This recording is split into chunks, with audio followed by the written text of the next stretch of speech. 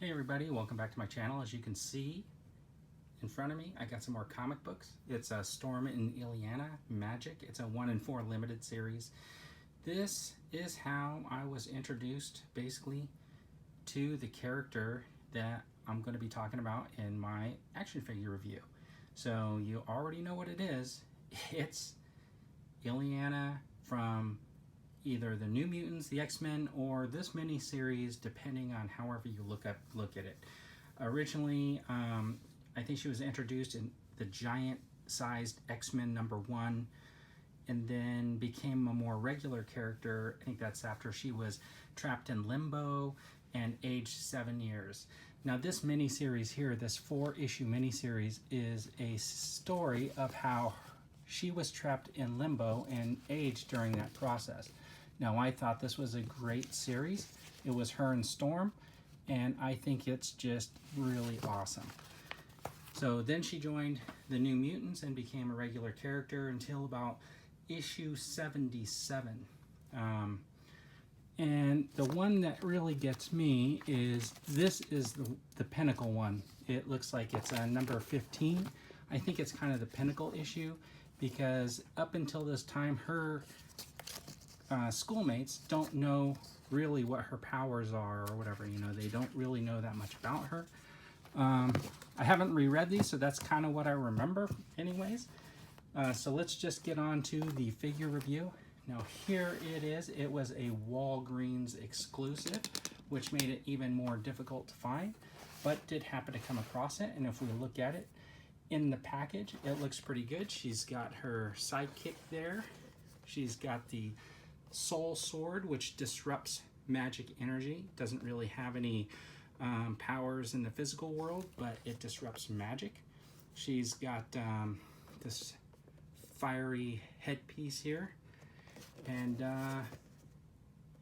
got some artwork on the side, very similar artwork on this side. And when we look on the back, we know that she learned some magic spells from Doctor Strange, and she had this armor that would protect her and stuff like that. So I think that's pretty cool. I don't think I ever read any comics where she really looked like this. The closest I would say is in this kind of like ripped up garb when she was trapped in the limbo. But I think it looks pretty good, because if you look really closely at the head, we'll take the figure out in a minute, but if you look at that head, and I'm going to throw up the picture of the New Mutants for the new movie that's coming out at the end of the month, I think they made the actress really look like the character from the comics, because that's what we would have expected. Let's open this up and take a closer look at the figure. Let's take a look at some of the accessories. Of course, we got the sword here, which actually looks pretty good. In size comparison, that is pretty awesome. It's big.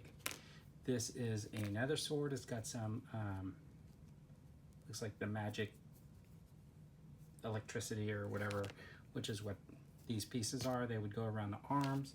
You got an extra hand, which is like a sorcery, you know, you can tell it's like casting a spell. You got the extra head, which is kind of cool, because this little piece right here actually moves, right? And the hair is on fire. That's actually really kind of neat. And you got, of course, the little drag. So that's pretty neat. Let's take a look at that. So here we have this figure. Now, like I said, I never really saw the figure or read comics with a figure in this outfit at all, but I do really like this arm. It looks really good. I like the way the hair is and these pieces coming out of the head. They are a flexible plastic.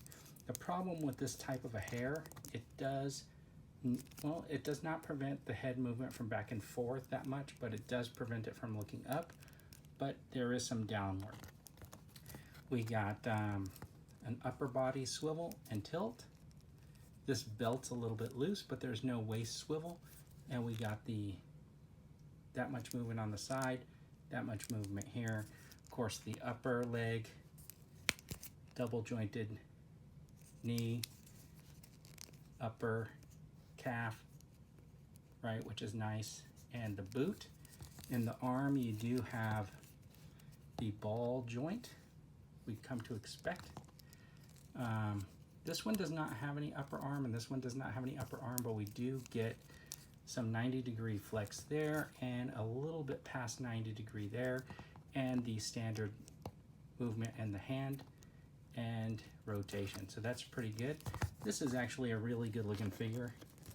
And I think posability wise, I think it looks really fantastic. So let's just take a closer look at the head sculpt. As we know, this is a character that's going to be in the New Mutants. This isn't, I don't think, a 3D rendering of the actress's face, but it's an action figure, and I think if we just compare it to the person playing the role, I think they did a pretty good job of matching it up.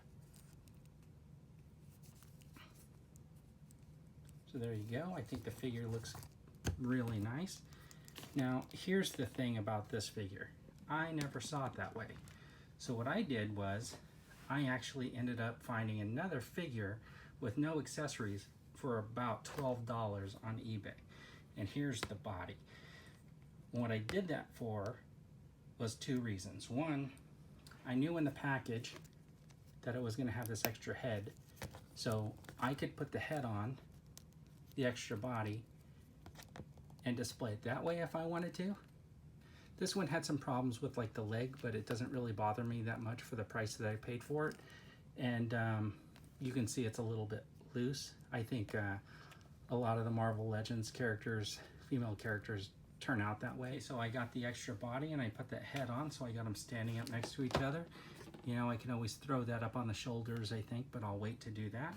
So what I did was I took the head off the other figure, and they also had another New Mutants character out there that had the appropriate, near appropriate X-Men outfit. So I stole that X-Men outfit and the head, and I put it together with what I thought was a more appropriate look for what I remember. And I used that body with the X-Men logo. I put the head on, and then I swapped out the arm. And what I did was I used an arm that made it look like it had some sort of ridging in there, and I painted it silver. It's more like a chrome silver. And the way I figure I'm going to be using this is, this will be the one that wields the sword. And to me, that is more comic book-esque for what I would like to collect. So basically what I did was I made the figure that I actually wanted them to make. And that's how I did it. So if you want a quick overview, what you have to do if you want to swap this head peg post is a lot smaller than the body here, so I had to trim down that peg post and drill into the head a little bit more to get it to set down a little bit more.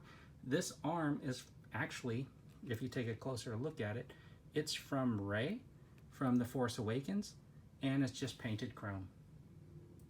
And that's what gives it that like ridging, kind of like Colossus in a way. And I think it really matches what you would see in the comic book. Anyways, I hope you like this video. Thanks for tuning in. I really appreciate it.